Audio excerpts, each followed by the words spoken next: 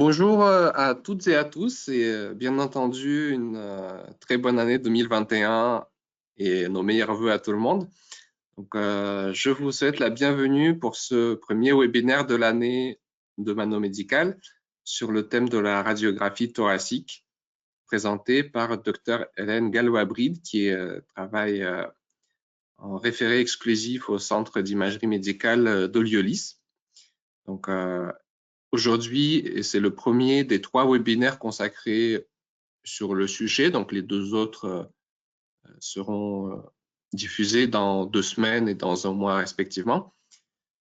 Ce webinaire sera disponible en replay quasiment dès la fin du webinaire. Donc, vous pourrez le revoir sur notre chaîne YouTube. Donc, vous recevrez également le lien par email automatiquement. Si vous avez des questions pendant le webinaire, nous y répondrons à la fin. Donc, on a une présentation assez vaste prévue. Donc, on a à peu près 1 heure de présentation et on aura quelques minutes à consacrer aux questions. Donc, posez-les par écrit et nous y répondrons à la fin. Voilà, donc je laisse maintenant la parole à Dr Gallois-Bride pour la suite de cette présentation. Merci beaucoup.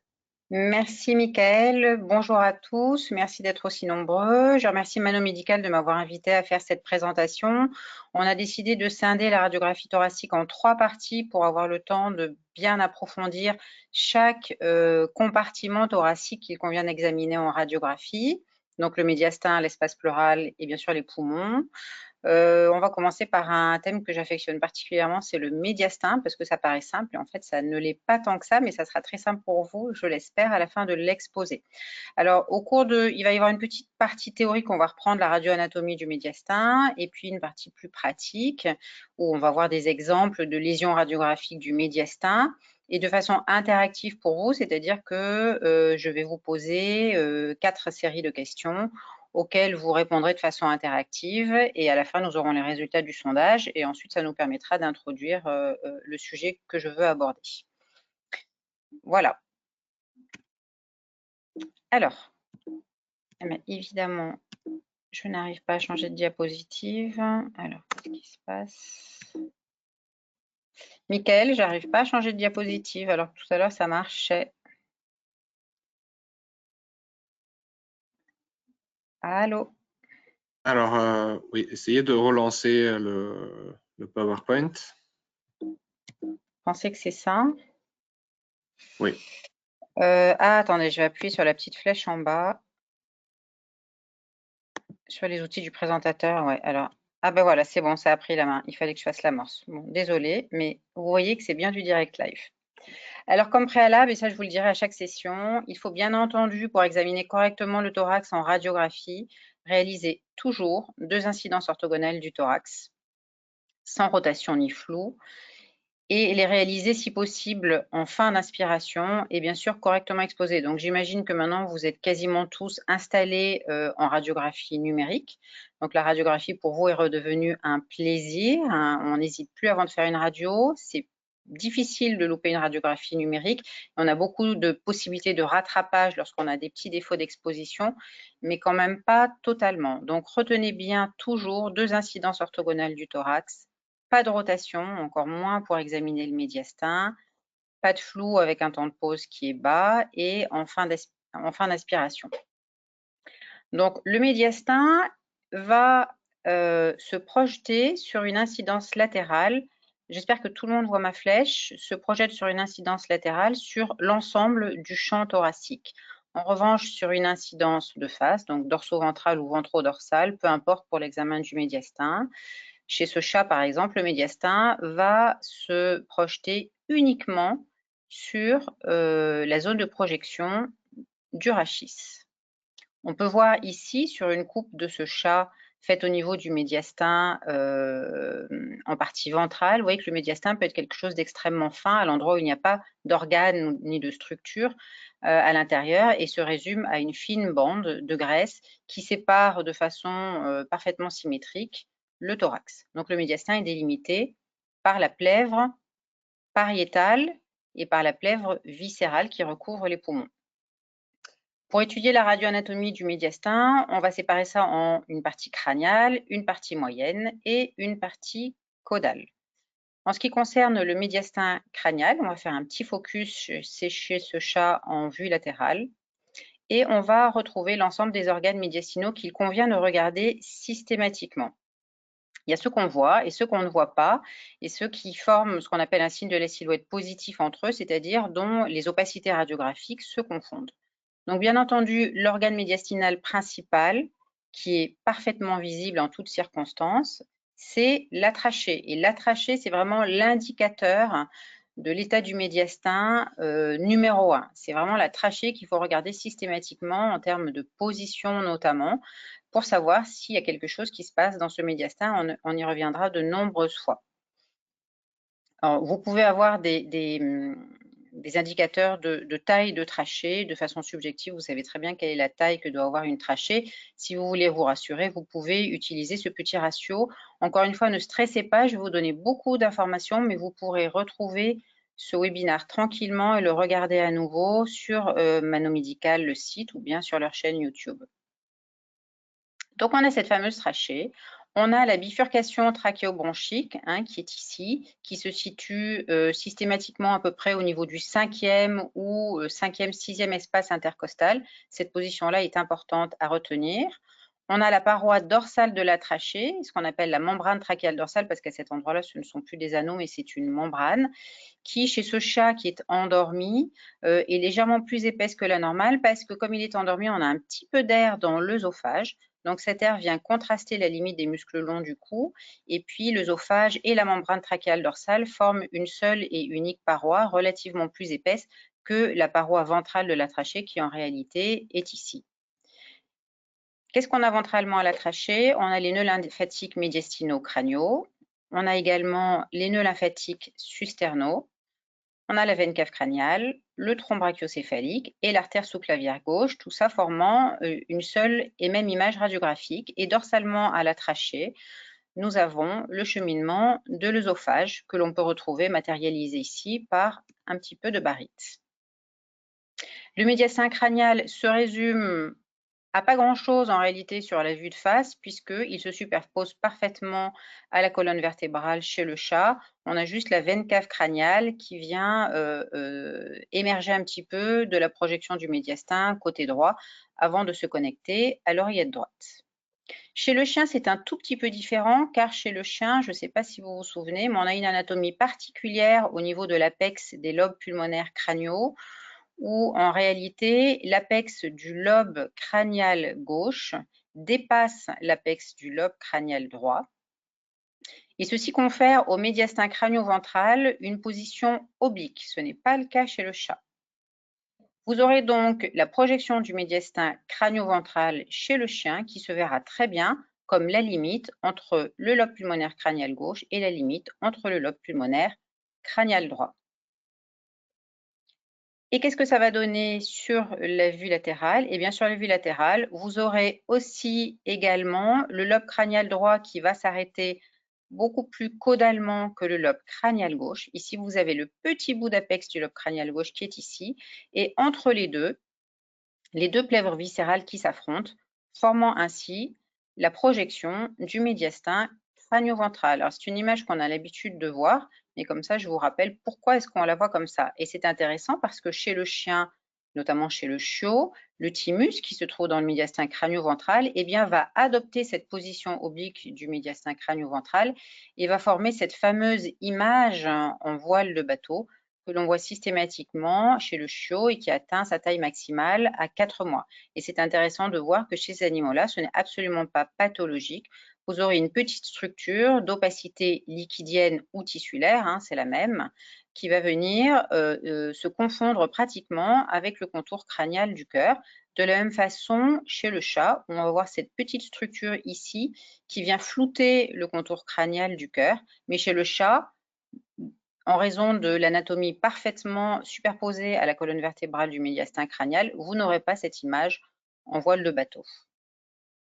Le médiastin moyen, eh bien dans le médiastin moyen, on a essentiellement le cœur, en fait, la silhouette cardiaque en radiographie. Et puis, dorsalement, c'est-à-dire à la base du cœur, on va retrouver les 3 nœuds lymphatiques trachéobronchiques dont nous verrons le positionnement par la suite.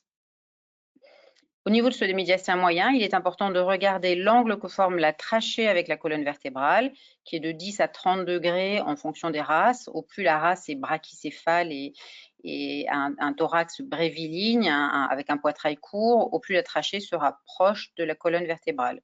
Et ce qu'il est très important d'observer aussi, c'est de vérifier que la carène, c'est-à-dire la bifurcation trachéobronchique, se trouve bien en projection au niveau du 5e, maximum 6e espace intercostal. D'autre part, chez le chien, on le verra dans d'autres exemples par la suite, la trachée se superpose toujours très légèrement à droite de la colonne vertébrale.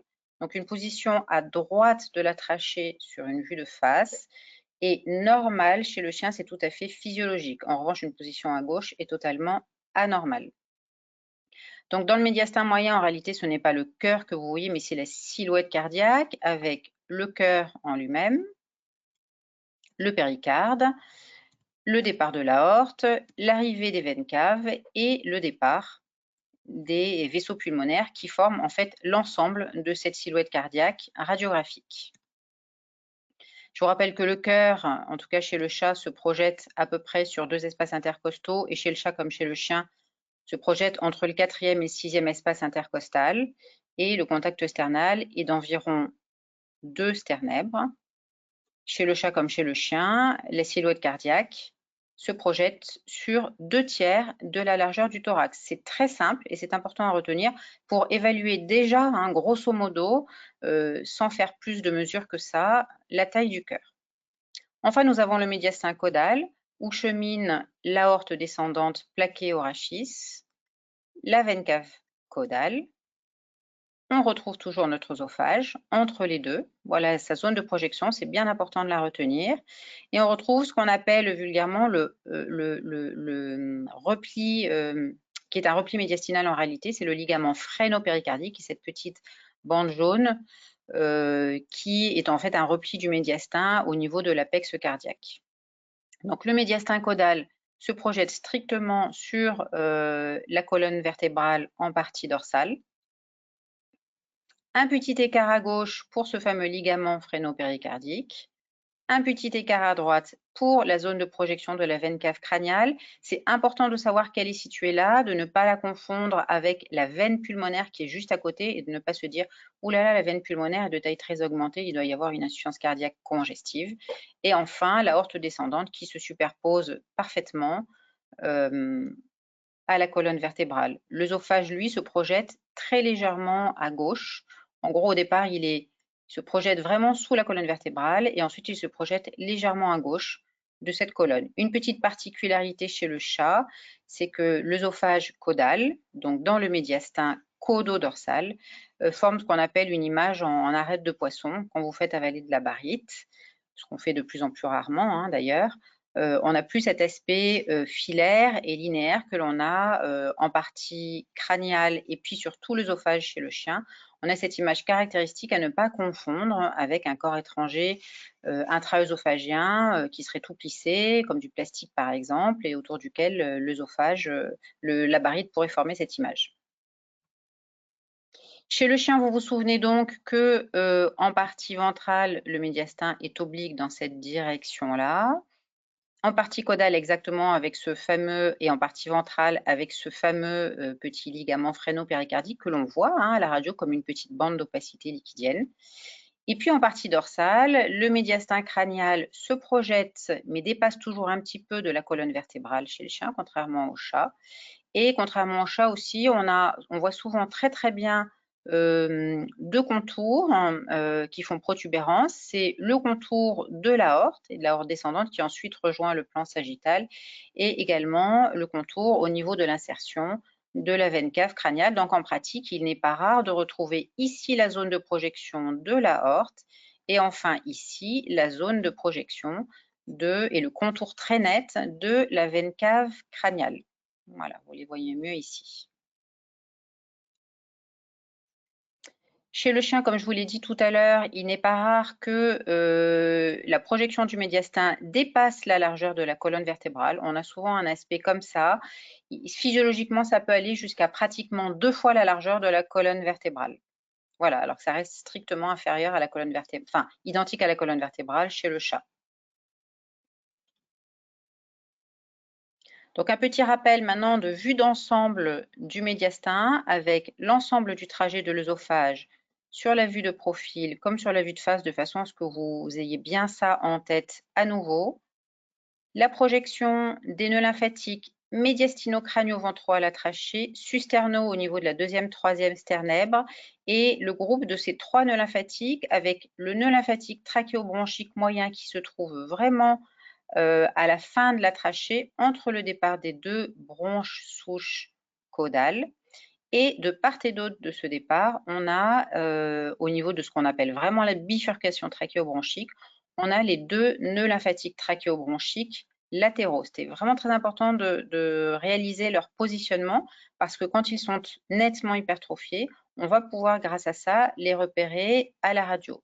Je vous rappelle donc le trajet de la trachée, le départ des bronches souches, la silhouette cardiaque, le départ et l'arrivée, des gros vaisseaux. Je vous rappelle l'échelle de Buchanan si vous voulez évaluer un peu mieux la silhouette cardiaque en additionnant la hauteur, la largeur et en les reportant sur la colonne vertébrale. Je vous laisserai regarder ça tranquillement quand vous regarderez ça a posteriori.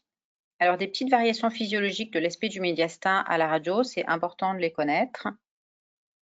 Des variations en fonction de l'âge, de la race et de l'état d'embonpoint. Il n'est pas rare de voir une minéralisation des anneaux trachéaux chez les chiens âgés ou dans les races chondrodystrophiques, ou bien, vous voyez, par exemple, chez les boxers, on a souvent des minéralisations qui sont parfois assez exubérantes. Il n'est pas rare chez tous les bulldogs, français, anglais, chez parfois des petits carlins, de voir une trachée qui apparaît particulièrement fine par rapport à ce qu'on a l'habitude d'observer, tout simplement parce que ce sont des animaux qui ont des hypoplasies trachéales qui sont quasiment physiologiques, raciales et familiales.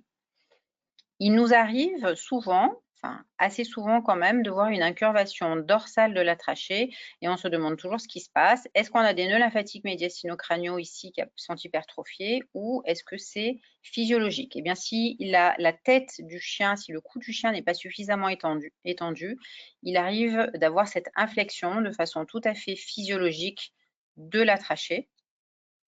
Il suffit de tendre le cou de l'animal pour retrouver un trajet rectiligne à la trachée et laisser partir toute hypothèse de masse médiastinale crânio-dorsale. Donc, retendez bien le cou de l'animal, refaites une radio et voyez si ça s'arrange. Quand vous avez ça sur la vue de profil, en général, sur la vue de face, vous avez aussi, comme vous le voyez ici, une petite incurvation de la trachée, toujours du côté droit. Voilà, on retrouve toujours systématiquement cette position de la trachée légèrement à droite. Il arrive chez certains animaux que même cou tendu, on conserve comme ça une convexité, une angulation de la trachée, alors qu'on a l'impression qu'il n'y a vraiment pas de masse médiastinale ici. Alors cette radio est bien sûr volontairement très mal faite, c'est pas une vue de vase parfaite parce qu'on voulait faire une oblique pour vérifier qu'il n'y avait rien dans ce médiastin là-dessous. Et on voit qu'il n'y a rien effectivement. Il y a certains animaux pour lesquels on a beau tendre le cou, on a l'impression que la trachée est trop longue par rapport à la taille du cou et par rapport à la taille du thorax. Et donc la trachée, elle se met un petit peu où elle peut. Et c'est tout à fait physiologique. On n'a pas de masse à ce niveau-là. Et d'ailleurs, on voit qu'on n'a pas d'augmentation d'opacité réelle à ce niveau-là. Voilà, je vous rappelle que la taille normale d'un cœur chez un chien, donc dans le médiastin moyen, est d'environ 3 espaces intercostaux sur sa zone de projection chez un animal de type médioline.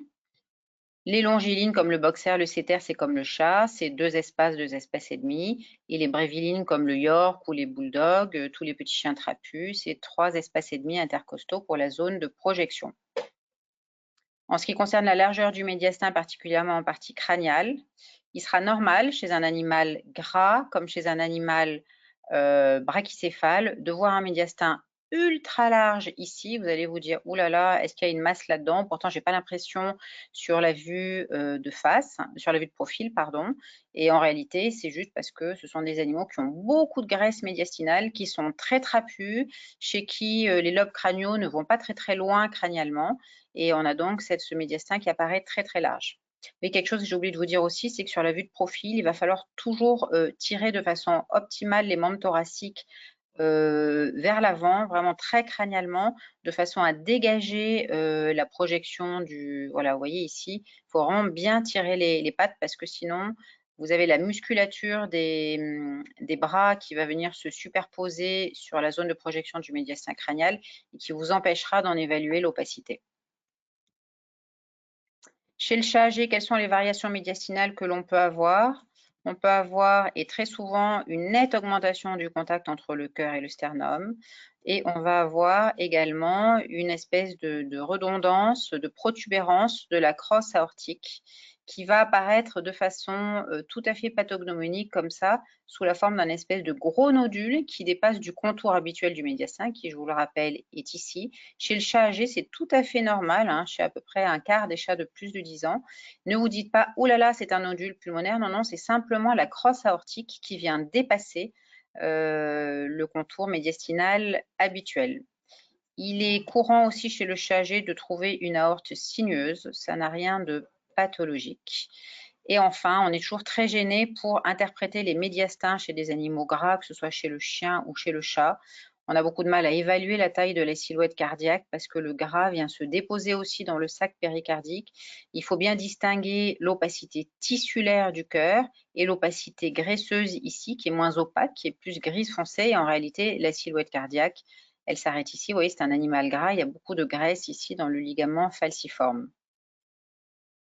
Cette graisse fait aussi qu'on a du gras qui s'accumule dans le médiastin et que souvent le poumon ne dépasse pas la première côte comme d'habitude et il va uniquement jusqu'à la deuxième côte. Et on arrive parfois à des summums chez les chats vraiment très gras où on a beaucoup de mal à savoir où se situe la silhouette cardiaque. En réalité, la silhouette cardiaque s'arrête ici et ça, c'est du gras dans le médiastin. Pareil chez le chien. Vous saurez que cette bande d'opacité qui soulève la silhouette cardiaque ici n'est autre que de la graisse dans le médiastin. Pourquoi est-ce que vous savez que c'est de la graisse? C'est très simple. Vous voyez que c'est une opacité gris foncé. Hein, c'est moins radio-opaque que les tissus.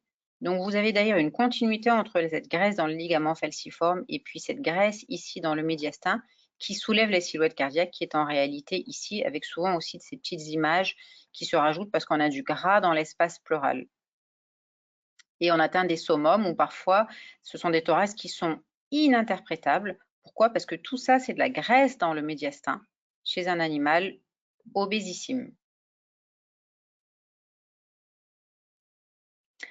On va passer à la sémiologie du médiastin en radiographie thoracique. Je vous rappelle la façon dont il faut toujours décrire une radiographie thoracique. Hein, ça fait toujours du bien de le réentendre. Il faut être toujours complet et systématique dans sa description. On évalue d'abord les structures extrathoraciques. Ensuite, on regarde l'ensemble du thorax en se disant est-ce que ce thorax a un volume normal? Est-ce que ce thorax a une opacité normale? Est-ce qu'elle est diminuée? Est-ce qu'elle est augmentée? Déjà, vous faites un grand pas dans l'interprétation. Ensuite, on évalue la cage thoracique et ensuite, on évalue les structures intrathoraciques. Et dans les structures intrathoraciques, les trois compartiments observés, c'est systématiquement l'espace pleural, le médiastin, qui nous intéresse aujourd'hui, et le poumon. Et quand on les décrit, on recueille les signes radiographiques et on se pose toujours la question, quelle est la taille, la forme, la localisation et l'opacité de ce que j'observe. Et ça marche pour tout en radiographie, ça peut marcher aussi en échographie. Donc ça, c'est le recueil de ces signes, c'est vraiment la première étape fondamentale de l'interprétation radiographique. Et ensuite, en le mettant en rapport avec les commémoratifs, vous pourrez mettre des hypothèses diagnostiques. Donc notre premier cas concerne un chat de 4 ans qui est présenté pour une dyspnée expiratoire modérée. Je vous laisse regarder la radiographie quelques secondes. N'oubliez pas de vous poser les questions en termes d'opacité du thorax. À quel endroit se situe un éventuel défaut d'opacité? Quelles sont les anomalies que j'observe, notamment en ce qui nous concerne ici au niveau des organes médiastinaux? Je vous pose maintenant une question et après je vous remets la radiographie. Que pensez-vous de cette radiographie thoracique? Y a-t-il une augmentation d'opacité crâniale d'origine médiastinale, crâniale d'origine pariétale, entre autres les côtes, crâniale d'origine pleurale? Quatrième proposition, cette radiographie thoracique me semble dans les normes. Et cinquième proposition, il y a une augmentation d'opacité crâniale d'origine pulmonaire. Voilà, je vous mets la radiographie, je vous laisse réfléchir un petit peu et vous allez pouvoir voter pour vous réveiller.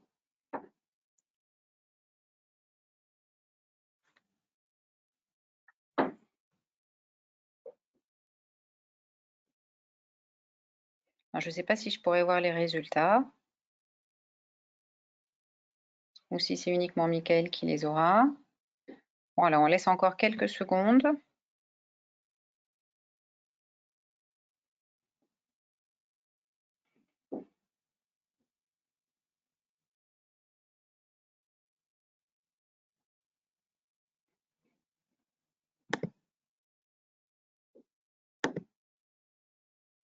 Moi, je n'ai pas le droit de voter. Je ne sais pas si ça a marché le sondage, Mickaël? Oui, tout à fait, ça a fonctionné. Donc, nous avons presque les 3/4 des participants qui ont eu le temps de voter. Donc, on a une très, très grande majorité qui a voté pour la première réponse. Bravo. Alors, hop là, mince, j'arrive plus à faire défiler mes diapos. Alors, voilà. Effectivement, je vous félicite parce qu'on n'a pas encore totalement expliqué la sémiologie radiographique médiastinale et pourtant vous avez déjà trouvé la bonne réponse. Alors c'est un cas un petit peu facile, mais visiblement vous avez déjà tiré bien parti de ces révisions d'anatomie radiographique du médiastin que nous avons eu. Le médiastin, ça paraît tout bête en radio, mais il y a plein d'organes à l'intérieur et il y a plein de choses qui peuvent modifier son aspect, notamment la position de la trachée et sa projection radiographique. Donc, pourquoi c'est une augmentation d'opacité crâniale d'origine médiastinale? Parce que sur la projection de face, vous avez vu que cette lésion se situe, mince, j'ai plus ma flèche. Oups. Alors, qu'est-ce qui se passe? Est-ce que vous voyez une flèche à l'écran? Moi, je l'ai perdue. Oui, elle est toujours visible là. Ah bon? Ben, moi, je la vois plus. Alors, qu'est-ce que je vais faire? Parce que du coup, j'arrive plus à vous montrer, à voir ce que je vous montre. Là, vous voyez une flèche qui se balade partout? Oui. Mince. Ouais. Alors, je ne sais pas comment je vais faire pour récupérer ma flèche. Bon. On va continuer sans flèche. Ouais. Essayez de quitter le mode diaporama et revenir. Ouais, je quitte le mode diaporama. Hop, je me remets. Ah ben voilà, je l'ai retrouvé. Merci Mickaël pour votre aide. Donc, vous savez que le médiastin se projette donc de façon centrale. Et la lésion que l'on observe, donc vous avez tous bien sûr vu qu'il y avait une augmentation d'opacité située crânialement sur la zone de projection du thorax.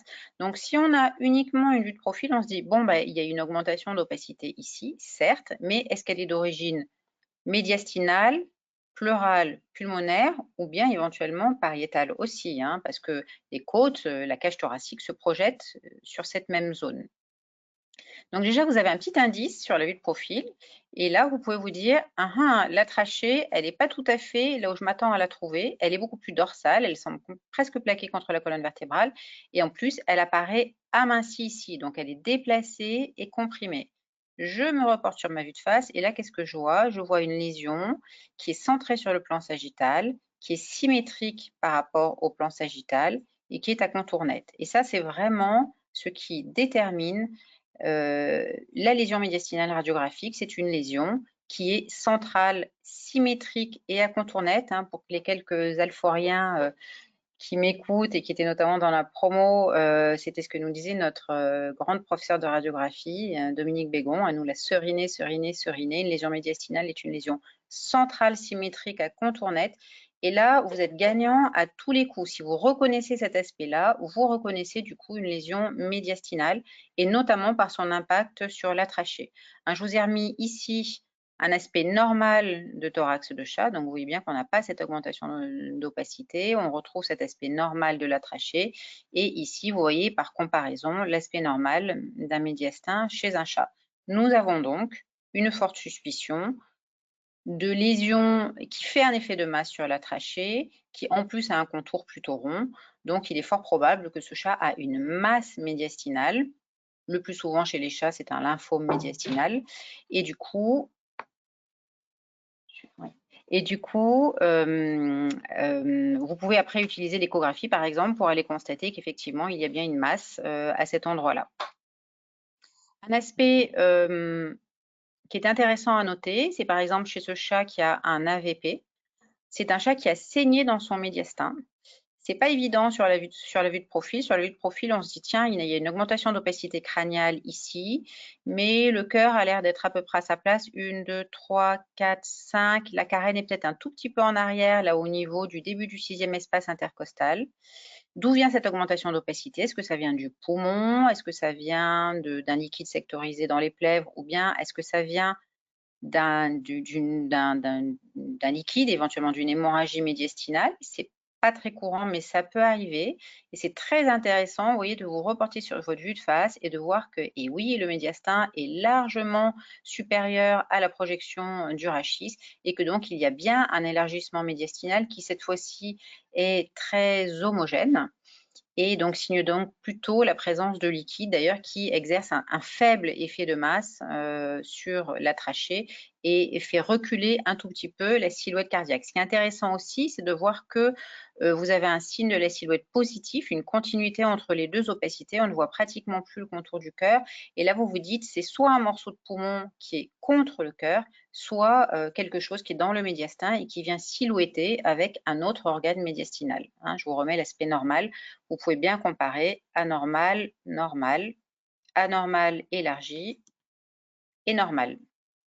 Ici, un exemple aussi qui m'a été prêté par Juliette Sonnet du Centre d'imagerie sonar de Lyon, où en fait on se retrouve dans la même configuration que le premier cas sur lequel je vous ai fait réfléchir en pire. C'est juste pour voir un petit peu toutes les évolutions qu'il peut y avoir sur ces masses médiastinales crâniales particulièrement courantes chez le chat. On a ici une trachée qui est complètement déplacée dorsalement, totalement collabée. Et ici, on retrouve toujours cette lésion centrale symétrique à contour net avec un recul très très important de l'apex et des lobes crâniaux et cette impression de masse ici. Et 1, 2, 3, 4, 5, 6. Vous voyez qu'on commence à avoir une carène qui recule parce qu'on n'est plus sur 5e, 6e espace intercostal, mais on est plutôt sur le 6e, voire le 7e. Et dans un cas extrême, alors celle-là, elle est petite parce qu'elle était pixelisée, je n'ai pas réussi à retrouver une bonne définition. Vous avez parfois des cas extrêmes d'animaux, mais même encore maintenant, qui sont apportés dans cet état-là. En fait, l'animal a vraiment un petit peu de mal à respirer. On a une trachée qui est complètement déplacée. Et pour trouver les silhouettes cardiaques, il faut aller au bout de la trachée. On trouve ici la carène et en réalité, le cœur est ici. On va au bout de la trachée. On a ici la bifurcation trachéobronchique et la silhouette cardiaque est en réalité ici, complètement déplacée caudalement par un organe qui est forcément dans le même secteur que lui, enfin par une lésion, qui est donc dans le médiastin et qui agit directement sur le cœur et qui le fait reculer, reculer, reculer au fur et à mesure de sa croissance. Et on retrouve bien toujours une masse qui est quand même centrée sur le plan sagittal, symétrique à contour net, une très très très volumineuse masse médiastinale. Alors, attention aux faux amis, cette radio est de bien meilleure qualité, c'est-à-dire que si vous regardez uniquement et rapidement cette incidence latérale, le thorax chez ce chat, vous allez vous dire, bah, ça c'est facile, c'est exactement ce que Hélène nous a expliqué, c'est une masse médiastinale et je me pose pas plus de questions et je regarde à peine et vite fait ma vue de face. En réalité, non. Alors effectivement, la trachée est déplacée dorsalement. La carène, 1, 2, 3, 4, 5, 6 est peut-être un tout petit peu déplacée, mais on est encore à peu près correct. On est au niveau du 6e espace intercostal. Mais on a ce contour ici qui ressemble très peu a un contour caudal de cœur, on a un autre petit contour derrière, et puis surtout, on ne voit pas le contour crânial du cœur, ce qui peut être normal avec une masse médiastinale, mais souvent, on distingue quand même un petit quelque chose. Et donc, reportez-vous sur la vue de face. Et là, ce que vous voyez, il faut bien suivre la trachée, hein. La trachée, c'est vraiment l'indicateur des lésions médiastinales. On voit que cette trachée est quand même nettement déviée vers la droite, ce qui est tout à fait anormal, notamment chez le chat, que le cœur est forcément sous la bifurcation trachéobronchique, donc que le cœur est ici. Donc le cœur est un peu déplacé caudalement, mais il est surtout déplacé sur le côté et sur le côté droit. Ça veut dire que la lésion que l'on a dans le thorax crânial, pardon, est une lésion qui est essentiellement à croissance gauche, puisqu'elle pousse le cœur et elle pousse donc l'ensemble du médiastin, dont la trachée, vers la droite. C'est ce qu'on appelle un shift médiastinal ou un déplacement du médiastin. En réalité, vous avez l'ensemble du médiastin qui est déplacé sur la droite par une masse ou un effet de masse qui se situe ici et en réalité qui va jusque là. Vous voyez, on a une opacification, une augmentation de volume de tout ce lobe pulmonaire, donc qui est le lobe pulmonaire crânial gauche, avec une volumineuse tumeur, ou en tout cas une augmentation de volume et une consolidation lobaire de ce lobe qui exerce un effet de masse. Donc non, ce n'est pas une masse médiastinale, c'est une tumeur pulmonaire crâniale gauche, en l'occurrence dans ce cas-là. Donc n'allez pas trop vite dans vos interprétations. Ici, on retrouve une image un petit peu semblable, avec une trachée qui est déplacée dorsalement, une carène qui est nettement déplacée caudalement, mais alors évidemment, on est un peu en rotation, mais une silhouette cardiaque qui reste quand même globalement à peu près sur le plan sagittal, et une lésion que l'on voit de part et d'autre de la trachée. Et c'est un animal sur lequel on a également chez ce chat une masse médiastinale, mais qui très souvent s'accompagne d'un épanchement pleural que l'on peut retrouver ici. Ça, on verra ça dans 15 jours, et que l'on peut retrouver ici par ce décollement du poumon de la paroi thoracique, et ici également. Donc, trouver une masse médiastinale quand il y a en plus un épanchement pleural qui va venir se plaquer contre le médiastin et former une opacité unique, c'est parfois difficile. Dans ces cas-là, je vous recommande donc de réaliser une vue de face en position ventro-dorsale. Il faut mettre l'animal sur le dos de façon à faire tomber l'épanchement pleural dorsalement. Là, il y a de la place et ça ne va pas vous gêner pour aller examiner le médiastin crânio-ventral qui est ici. Donc, on dégage complètement le médiastin par rapport à l'épanchement, hein. Là, on est crânialement et l'épanchement est allé se mettre ici dorsalement, hein. Je vous rappelle que la radio, c'est une projection en 2 dimensions de quelque chose qui est en 3 dimensions. Et on voit un sévère épaississement du médiastin ici que l'on n'aurait pas trouvé sur une projection dorso-ventrale, parce que dans ces cas-là, l'épanchement pleural vient se mettre contre le médiastin. Et on ne sait pas si l'élargissement du médiastin que l'on voit est à cause du médiastin plus l'épanchement qui s'est mis à côté, hein. J'espère que vous avez tous bien compris. On pourra y revenir à la fin. Deuxième cas, nous avons ici un cocker de 6 mois qui est présenté pour, dixit les propriétaires, des vomissements chroniques depuis l'âge de 2 mois, donc depuis qu'il est sevré et passé à une alimentation solide.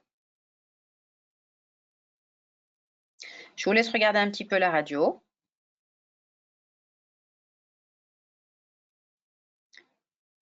Je vous pose ma question et on revient ensuite sur la radio. Pensez-vous qu'il y a une anomalie dans le médiastin dorsal, une hernie hiatale, probablement un mégaœsophage, je vérifie en faisant avaler de la barite, de façon univoque un mégaœsophage, ou bien un pneumomédiastin. Voilà, je vous remets la radio, on vous laisse réfléchir 30 secondes.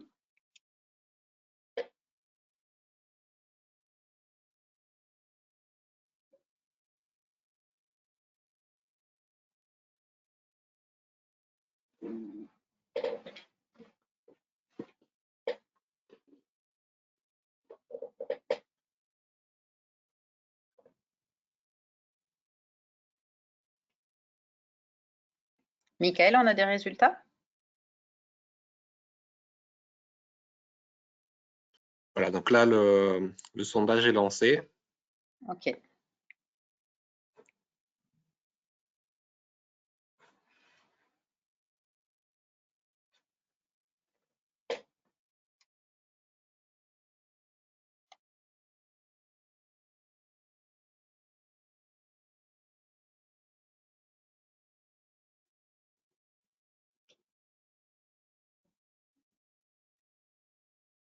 Voilà, donc je ferme le sondage et voici les résultats. Très bien. Bon, il y avait un peu la réponse dans la question. Globalement, vraiment la grande majorité des participants optent pour un méga-œsophage. Donc c'est super bien, bravo. Et une majorité dit que c'est une image pathognomonique de méga-œsophage, donc pas la peine de faire avaler de la barite. Donc je suis tout à fait d'accord avec ça. C'était effectivement, alors mince, j'ai à nouveau perdu la possibilité. Voilà. Hop, voilà. En fait, le sondage fait sauter toutes les fonctionnalités de mon écran. Donc, je vais devoir quitter et reprendre le diaporama. Voilà, j'ai retrouvé mon clavier. Donc, de façon univoque, un méga-œsophage. Alors, pourquoi? C'est vraiment des images caractéristiques. C'est-à-dire que l'on trouve sur la vue de profil une visualisation anormale ici des muscles longs du cou. Normalement, on ne les voit pas. Et là, on les voit parce qu'ils sont contrastés par l'air qui est présent dans l'œsophage dilaté. Donc cet œsophage, il passe ventralement par rapport à ces muscles. Ce sont des muscles, vous voyez, qui viennent du cou et qui se prolongent ici, à peu près jusqu'à la moitié du thorax. Donc ils sont contrastés parce qu'on a l'œsophage qui est contre, qui s'est dilaté, qui contient de l'air. Donc c'est un bon moyen pour les voir, hein. L'air est un excellent moyen de contraste en radio. Deuxièmement, on regarde la trachée, super important pour le médiastin. Cette trachée n'est pas normale. On voit qu'elle est déplacée ventralement et particulièrement dans cette zone-là. Et ensuite, on a l'impression de voir se poursuivre deux bandes d'opacité liquidienne assez fines. Tout ça correspond à la zone de projection de l'œsophage et pourrait correspondre, pourquoi pas, à un œsophage dilaté. Encore faut-il être certain, donc l'œsophage est dans le médiastin, donc en se reportant sur la vue de face, la lésion que l'on va observer sera une lésion globalement centrée sur le plan sagittal, hein. Ça, c'est vraiment toujours très important. Ça ne peut pas être ailleurs quand c'est le médiastin. Eh bien, effectivement, on retrouve sur la vue de face cette impression d'image fusiforme, aérique. Alors, c'est beaucoup plus difficile sur une vue de face, mais on voit bien les contours, vous voyez ici, de l'œsophage. C'est surtout caudalement, hein, qu'on voit bien cet œsophage dilaté. Et ensuite, on le suit, et on le suit même ici au niveau du cou, là où ça vient se plaquer contre la trachée et donner l'impression ici d'une paroi trachéale plus épaisse que la normale. L'œsophage, il est là, hein. Voilà, et bien sûr, vous l'avez tous vu, avec un petit contenu un petit peu hétérogène ici, parce que il y a des aliments qui stagnent là-dedans, là, ici, un petit corps étranger, un peu minéral, etc. Hein, oui, ça n'a pas empêché le chien de manger et de tout stocker quand même donc, bien faire attention sur un chiot, bien interroger les propriétaires, leur demander éventuellement de faire des vidéos et vraiment bien faire attention à la différence entre une régurgitation, phénomène passif, et un vomissement, parce qu'on peut vraiment, au niveau des… Si on vous parle de régurgitation, en tout cas si vous faites dire ça au propriétaire, parce que le propriétaire ne vous le dira jamais spontanément, vous allez faire une radiographie du thorax. S'il vous parle de vomissement, vous allez plutôt prendre votre sonde échographique pour voir ce qui se passe. Est-ce qu'on fait avaler de la barite? C'était la question. Moi, je dis que non, surtout pas. On ne fait pas avaler de barite parce que vous avez tous les éléments nécessaires. Vous avez une bonne qualité de radio, vous avez fait vos deux vues, vous avez une image qui est typique de méga-œsophage. Ne prenez pas le risque, s'il vous plaît, de faire avaler de la barite. Déjà, vous vous battez avec le chien, vous en mettez partout. Ça vous prend du temps sur des journées qui sont parfois déjà bien chargées. Et le risque, c'est de mettre en évidence le méga-œsophage, mais aussi de créer une très vilaine pneumonie par inhalation de corps étranger. C'est très facile. Soit le chien l'avale de travers, fait une fausse route de barite directement, soit il régurgite la barite et puis il s'en met dans la trachée et dans les bronches. Et ça, c'est très compliqué à rattraper. Donc, s'il vous plaît, si vous êtes certain de vous, surtout, ne perdez pas de temps et ne prenez pas le risque de faire avaler de la barite. Un petit élément qui est intéressant à observer, quand vous avez reconnu le méga-œsophage, pensez bien à regarder le poumon, hein, parce que très souvent, justement, ces animaux-là font des fausses routes, hein, ils régurgitent tout le temps, on s'en aperçoit pas parfois parce qu'en fait, ils font directement une fausse route après la régurgitation et ça fait typiquement des images de bronchopneumonie par fausse route avec des opacités alvéolaires qui sont situées typiquement toujours crânio-ventralement dans le poumon. Pourquoi? Parce que l'aliment va dans la trachée, poum, tombe tout de suite dans les premières bronches et donc ici au niveau des lobes crâniaux ou bien des lobes moyens. Un petit contre-exemple, là aussi un faux ami, ce sont ces images de faux méga-œsophages chez des animaux très dyspnéiques ou parfois particulièrement chez les petits boubous en salle d'attente qui ont été très dyspnéiques, qui se sont beaucoup énervés, ils ont avalé beaucoup d'air et cet air, au bout d'un moment, l'estomac a une capacité limitée, ça ne transite pas, et bien l'air à ce moment-là remonte le long du cardia et crée ce faux méga-œsophage qui est un méga-œsophage radiographique effectivement, mais qui est juste temporaire en raison de la dyspnée. Vous pourrez retrouver ça également sur des chats ou des chiens qui sont en dyspnée pour une raison pathologique et qui font énormément d'aérophagie et finissent par accumuler de l'air dans l'œsophage. Hein. Donc leur problème, c'est la dyspnée, c'est pas le méga-œsophage. Enfin, je voulais vous montrer cette magnifique cas qu'on a eu très récemment là à la clinique d'un méga-œsophage qu'on peut qualifier d'extrême. Là, ça ressemble plus vraiment à ces cas d'école comme ceux que je vous ai montré précédemment. On reconnaît bien hein, cette sémiologie du méga-œsophage ici, mais on a en plus cette image qui nous gêne un petit peu. C'est une image qui ressemble à ce qu'on appelle un jabot œsophagien, c'est-à-dire une dilatation de l'œsophage uniquement en avant de la base du cœur. On retrouve cette image ici. Alors désolé, hein, le chien était super mal et difficile de faire une belle vue de face. Mais on voit que globalement, quand même, on retrouve une lésion qui est plutôt centrée sur le plan sagittal symétrique à contournette. On a juste ça qui dépasse largement parce qu'à un moment, les capacités du médiastin sont totalement dépassées. Il faut bien que cet œsophage ultra dilaté aille se mettre quelque part. Et donc, il va se mettre du côté gauche et ventralement et forme ce jabot œsophagien en plus du méga-œsophage. Un exemple ici de jabot œsophagien vraiment très typique chez ce chaton qui a une malformation vasculaire. La plupart du temps, ce sont des sténoses du quatrième arc aortique droit qui fait que l'œsophage se dilate de façon extrême. Vous voyez, ce pauvre chat, il a les dents du fond qui baignent hein, quasiment. Et on a des sténoses ici. Et l'aliment, surtout l'alimentation solide, s'accumule, s'accumule, s'accumule. Et on a une trachée qui est totalement déviée ventralement à cause de cette dilatation œsophagienne. Et on retrouve là aussi toujours les mêmes caractéristiques d'une lésion centrale symétrique à contour net. Autre lésion médiastinale d'origine œsophagienne, ça vous connaissez tous ça, on trouve ça parfois, c'est une trouvaille radiographique. C'est cette impression d'augmentation d'opacité. Alors, on est sur la zone de projection de l'œsophage, mais aussi de l'espace pleural, des lobes pulmonaires, etc. En tout cas, on a une augmentation d'opacité à contour bien net et qui est située en partie caudale et dorsale du thorax. Encore une fois, ce n'est que la vue de face qui n'est pas terrible sur cet exemple-là, mais ce n'est que la vue de face qui va vous permettre de voir que c'est une lésion qui est centrale, hein, plutôt sagittale. Alors, on a une petite rotation, mais en réalité, c'est bien de part et d'autre de la colonne vertébrale. Et à contour net, c'est juste une hernie hiatale, donc une partie de l'estomac qui s'engage à travers le hiatus œsophagien diaphragmatique dans le médiastin caudo-dorsal et qui va vous former cette image centrale symétrique à contour net, et cette fois-ci au niveau du médiastin caudal, caudo-dorsal. Enfin, un dernier cas pour illustrer des effets de masse dans le médiastin. Cette rotte de 8 ans est présentée pour une baisse de forme depuis 15 jours et une boiterie d'un membre thoracique. De plus, les propriétaires décrivent, quand on les interroge, hein, toujours bien interroger les propriétaires parce qu'ils ne disent pas toujours tout, une toux assez rare mais très bruyante et caverneuse.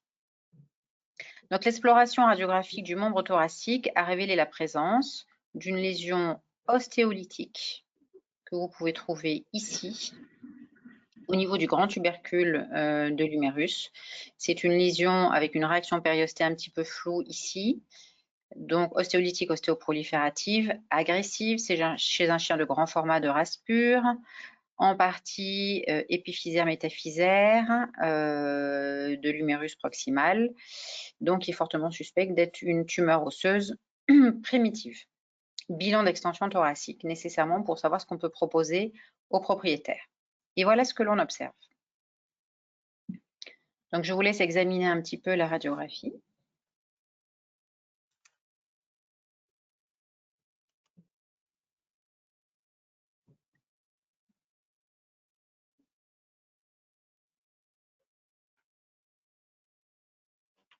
N'oubliez pas de bien regarder la trachée, de raisonner en termes d'augmentation d'opacité. Est-ce qu'il y a un contour? Est-ce qu'on est centré sur le plan sagittal?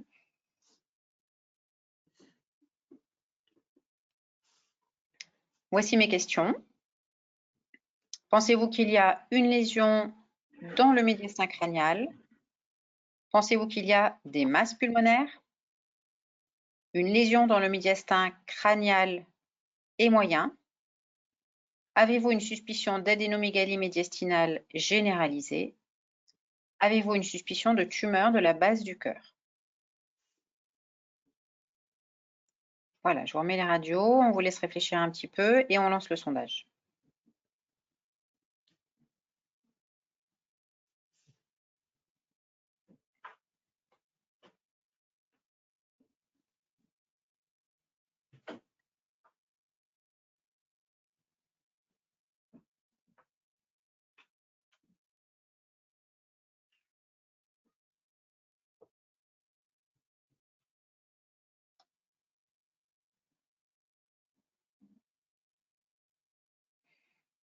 Allez, on y va pour le sondage. Voilà.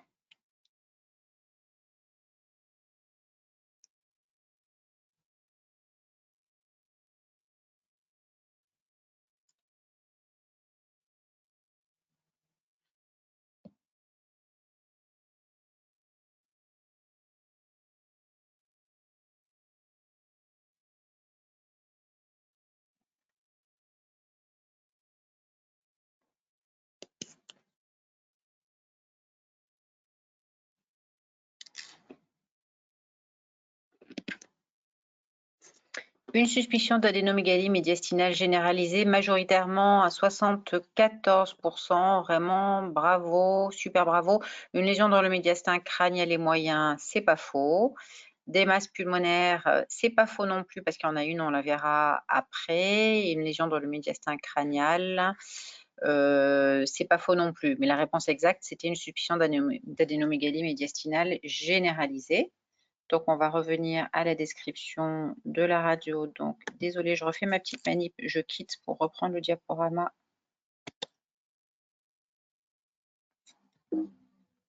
Si j'y arrive.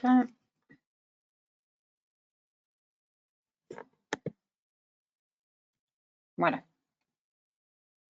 Donc, c'était bien une suspicion d'adénomégalie médiastinale généralisée. Alors, on va voir pourquoi. Vous vous souvenez l'anatomie des nœuds lymphaticiques médiastinaux que je vous ai montré tout à l'heure. Donc, il y a 2 ou 3. Ah, ça y est, j'ai perdu ma flèche. Alors, je quitte, je récupère. Désolée, voilà. Donc, les nœuds lymphatiques médiastinocraniaux, il y en a 2 ou 3 ici ventralement à la trachée. Ensuite, au niveau à peu près de la deuxième sternèbre, les nœuds lymphatiques sternaux.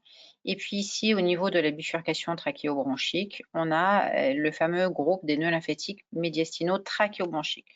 Alors, pour arriver à les voir en radio, il faut quand même qu'ils soient bien hypertrophiés.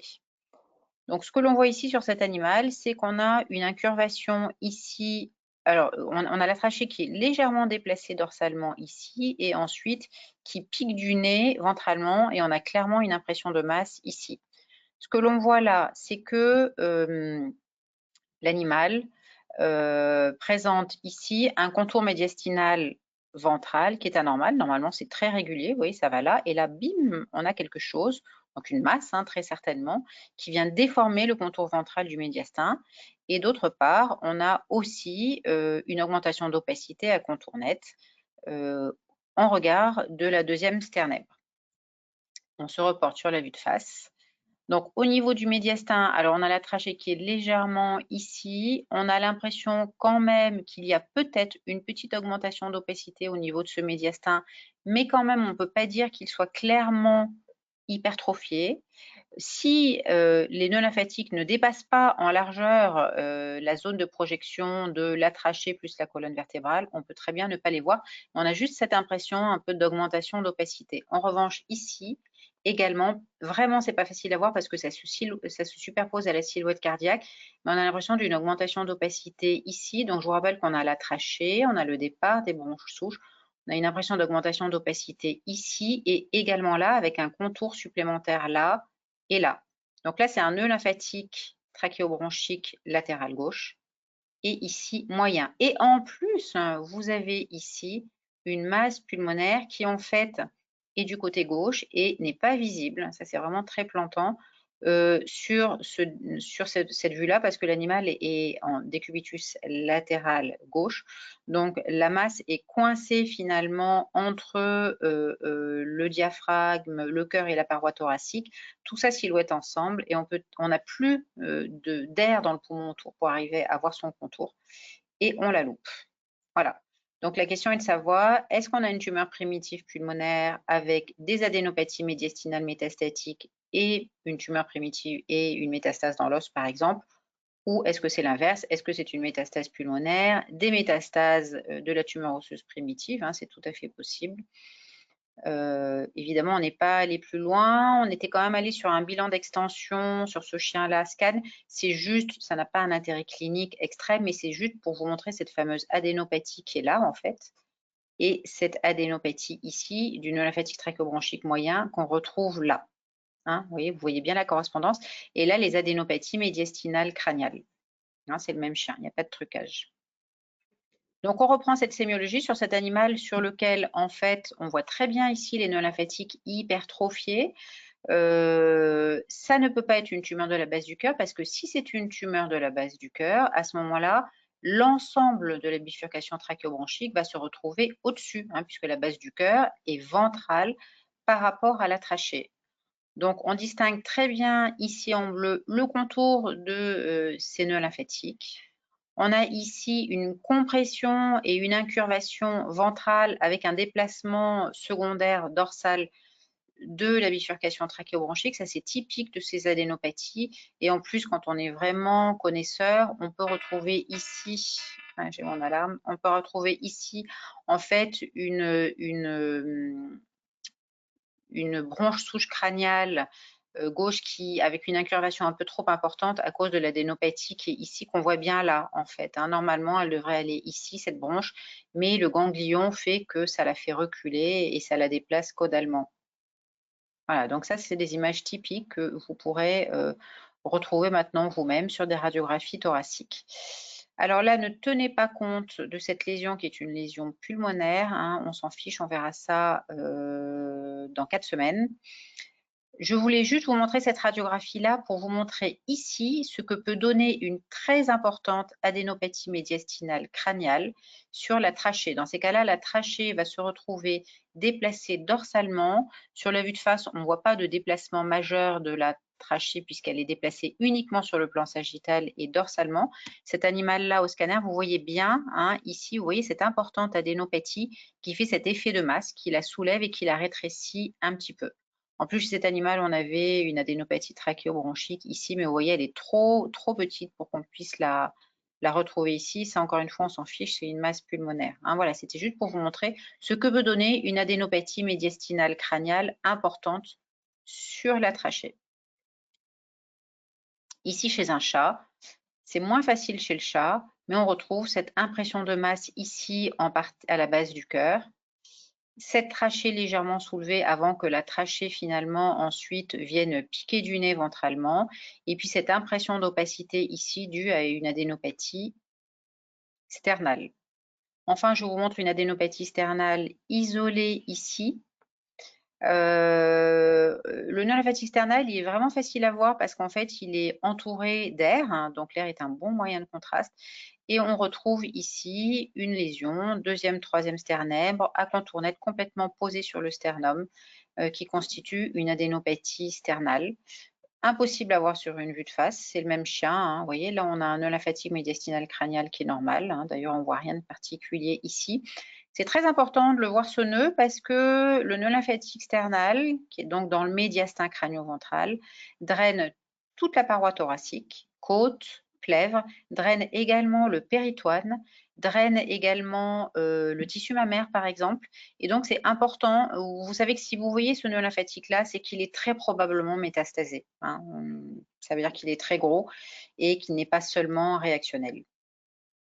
Je voulais vous montrer également ce que peut donner une infiltration tumorale du thymus. Alors, ça peut être un thymome, ça peut être aussi une infiltration lymphomateuse hein, du thymus, mais ça va donner cet aspect, finalement, vous avez l'impression que chez ce chien adulte, vous retrouvez un thymus visible comme chez le chiot.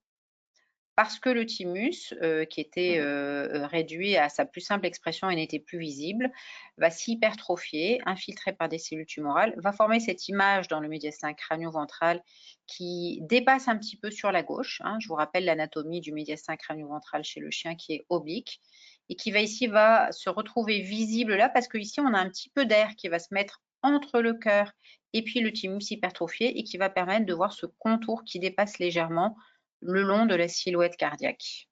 Ça, cet aspect-là est vraiment typique d'une hypertrophie du thymus qui est toujours d'origine tumorale, c'est le même chien. On retrouve très bien, vous voyez, cet aspect triangulaire, on voit le bateau du thymus infiltré, ici crânio-ventralement dans le médiastin, et ici qui est vraiment contre le contour crânial du cœur. Chez ce chien, c'était un lymphome thymique. N'hésitez pas à prendre votre sonde échographique, à aller la positionner très ventralement et côté gauche contre le thorax et à aller faire des cytoponctions. Ça vous permettra d'avoir votre diagnostic. Enfin, un dernier petit élément de sémiologie, je vais déborder de 5 minutes du médiastin. Je vais vous faire réfléchir dans quelques minutes sur ce chien qui a été violemment mordu par un congénère au niveau de l'encolure. Il a de nombreuses plaies au niveau de l'encolure. Il a un emphysème sous-cutané tout à fait palpable. Ça crépite, c'est un petit peu gonflé. D'ailleurs, il y a déjà eu des plaies qui ont été recousues ici. Et vous lui faites une radiographie du thorax pour voir si vous avez des lésions post-traumatiques au niveau du thorax, pneumothorax, contusion, hémorragie pulmonaire, etc.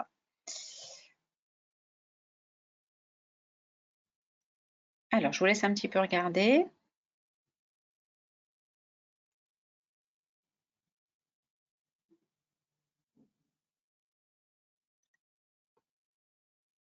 Et je vais vous pose les 4 questions suivantes. Trouvez-vous qu'il y a un thorax dans les limites de la normale, c'est-à-dire pas de lésion post-traumatique visible?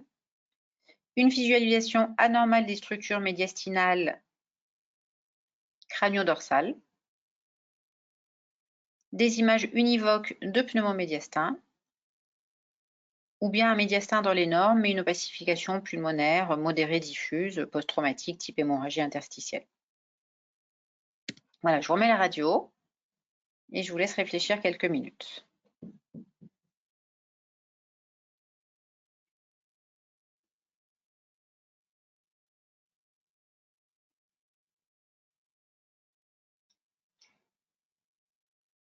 On va lancer le sondage.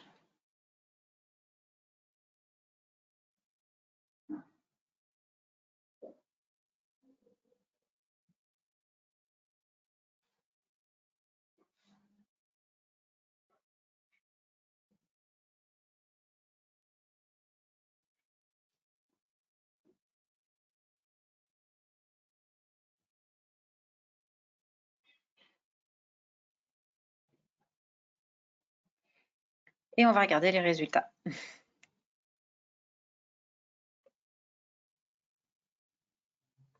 Alors vraiment, un tiers pour chaque. Visualisation anormale des structures médiastinales crânio-dorsales. 34%, 36% des images univoques de pneumomédiastin et 31% un médiastin dans les normes et une opacification pulmonaire. Alors, tout le monde a un peu raison. La réponse, c'est des images univoques de pneumomédiastin, mais on a également une opacification pulmonaire post-traumatique, très certainement, qui est bien plus visible sur cette vue-là. D'ailleurs, un petit défaut d'exposition, elle est un peu trop contrastée, mais j'ai pas réussi à rattraper. Mais on voit en fait ce poumon qui semble avoir une espèce d'augmentation d'opacité de type interstitiel. Attention, chez ces animaux qui ont de l'emphysème sous-cutané, surtout là, en fait, ça vient former un espèce de voile sur le thorax avec un aspect un peu réticulé qui peut faire penser à une opacification interstitielle du poumon. En réalité, c'est le tissu sous-cutané qui est complètement dilacéré par de l'air et qui vient former cette espèce d'image un peu en mosaïque qui se superpose. Voilà. Visualisation anormale des structures médiastinales crânio-dorsales, oui, c'est vrai, mais également ici aussi, c'est-à-dire cododorsale. Et en fait, c'est une image typique de pneumomédiastin. Alors, pourquoi? En fait, On va voir. Ah, alors je quitte pour récupérer ma flèche. Je reprends le diaporama. Voilà, c'est bon. Ce que l'on voit de façon anormale, c'est que l'on voit ici la membrane trachéale dorsale, les muscles longs du cou. Vous savez maintenant, ça veut dire attention, j'ai de l'air dans le médiastin. Dans le médiastin ou dans l'organe qui passe là, en l'occurrence l'œsophage. Mais on n'a pas de signe de mégaœsophage ici. Je vois la membrane trachéale ventrale. La paroi ventrale de la trachée, c'est pas normal. Je vois des vaisseaux qui silhouettent tous ensemble d'habitude, que je ne vois pas d'habitude, c'est-à-dire la veine cave crâniale, l'artère sous-clavière gauche et le tronc brachiocéphalique qui d'habitude forment une seule et même image. Je vois de façon vraiment anormale l'aorte descendante avec un tout petit peu d'air le long de l'aorte descendante ici et je vois même un petit peu la zone de projection de l'œsophage ici. Vous voyez, ici et là. Et qu'est-ce qu'on retrouve? Alors, c'est beaucoup moins facile sur la vue de face, mais on voit quand même des images caractéristiques d'air ici accumulé dans le médiastin. On voit les contours ici. Donc, toujours pareil, une lésion centrale symétrique à contour net, mais cette fois-ci, non pas vers le sens d'une augmentation d'opacité, mais d'une diminution d'opacité, d'une opacité aérique. Donc, c'est caractéristique d'un pneumomédiastin. On a de l'air dans le médiastin. Donc, on voit de façon anormale les structures médiastinales. Pareil chez ce chat traumatisé, où on distingue mieux les vaisseaux par rapport à d'habitude, avec un petit peu d'air, vous voyez ici, entre la trachée et les vaisseaux qui sont là, des petites bulles d'air dans le médiastin, parce qu'il y a peut-être un petit peu de liquide aussi, des petites bulles d'air ici, donc on peut se dire, ah, c'est probablement un pneumothorax avec un petit peu d'air dans l'espace pleural ici, là et là.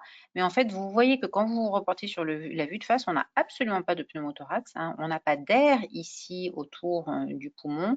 Tout l'air va être situé ici. Vous voyez, on a des petites bulles d'air le long de la limite du médiastin ici. Donc ça, c'est caractéristique d'un pneumomédiastin, pas toujours aussi facile, mais ce qui va vous aiguiller toujours, c'est la détection soit à la main, soit radiographiquement, d'un petit emphysème sous-cutané.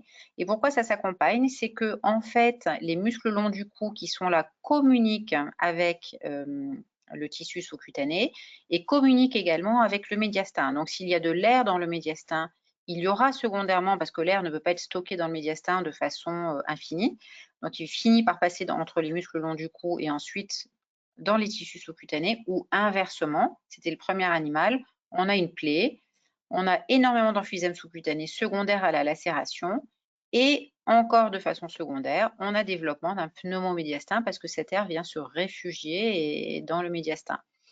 Et de façon parfois extrême, et ça sera ça ma dernière diapo, on a parfois, et ça arrive chez certains animaux, chez certains chiens, et souvent chez des chats, qui ont des emphysèmes sous-cutanés extrêmes alors qu'ils ne sont pas spontanés, qui sont toujours alimentés en fait par une lésion de pneumomédiastin primitive.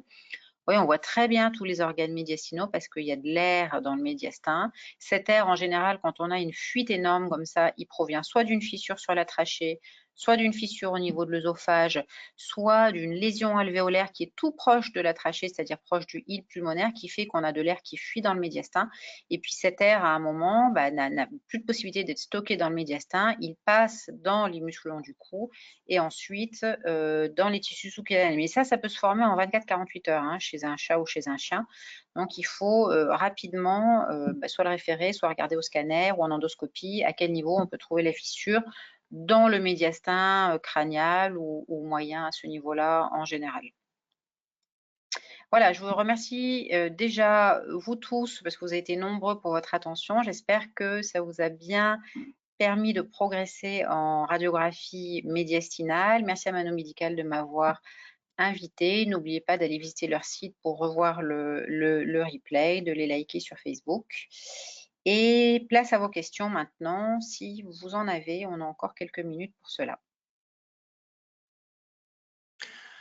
Voilà, donc merci beaucoup, docteur Galvapri. Donc, en attendant les premières questions, je tiens à repréciser deux, trois choses. Donc, en ce qui concerne le replay, il sera disponible dès cet après-midi. Donc, vous allez tous recevoir un email avec les liens vers le replay.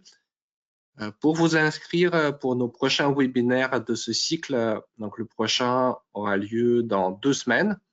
Donc, ce sera cette fois-ci sur l'espace pleural et la cage thoracique. Donc, vous pouvez vous inscrire soit en suivant le lien que vous avez déjà reçu dans notre mail ou sur notre site web dans la rubrique Actu News. Voilà.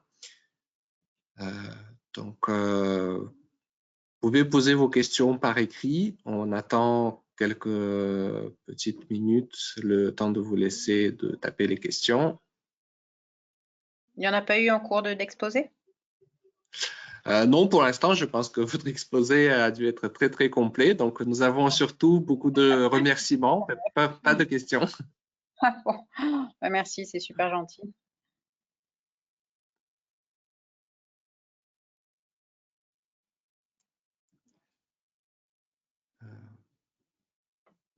Voilà, ben, écoutez, je pense que nous allons clore Très bien. là-dessus. Donc, vous avez des commentaires très élogieux. Beaucoup vous disent merci beaucoup, que le webinaire est génial. Donc, je tiens à vous remercier encore une fois. Bon, Et merci beaucoup. On se donne rendez-vous merci à tout dans le 2 monde et à semaines 2 pour semaines. parler de, voilà, des plèvres et de la cage thoracique, plèvres essentiellement quand même. Merci à tous. Bon après-midi. Au revoir. Au revoir.